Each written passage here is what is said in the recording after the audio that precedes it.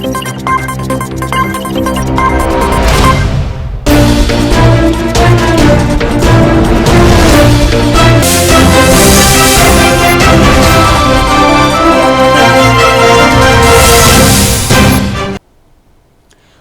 To A1 TV Telugu news. నేను భువన.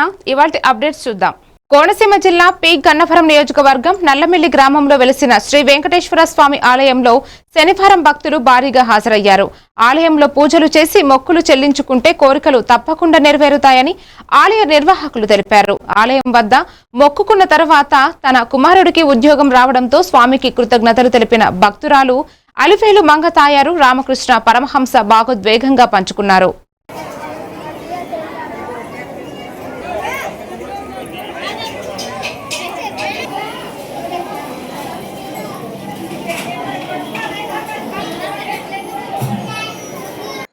ఇప్పుడు ఇవాళ కృష్ణాష్టమి సందర్భంగా అతి ఎక్కువ సంఖ్యలో భక్తులు వచ్చి ఇక్కడ భోజనాలు చేయడం జరిగింది.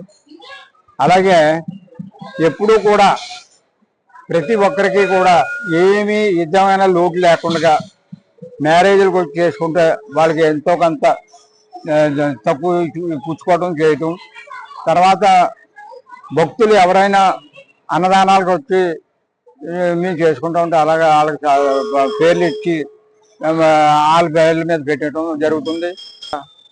అది ప్రశంసలు పొందాడండి. అలాగే మా అబ్బాయి ఇంకా అదే ONGCలో జాబు పొందాడండి. ఈ వెంకటేశ్వర స్వామిని నమ్ముకున్నందుకు మాకు ఎంతో వెలుగు చూపించి మమ్మల్ని కాపాడినందుకు ఆయనకి సదా కృతజ్ఞతలు తెలుపుకుంటూ ఈ నల్లచెరువు వెంకటేశ్వర స్వామికి మేము మా సేవల్ని వినియోగించామని తెలియజేసుకుంటాం. సర్టిఫికెట్స్ ఇచ్చారండి. ఆ రోజు మేము తీసుకున్నాం. ఆగస్టు 1వ తారీఖు ధన్యవాద్ అండి.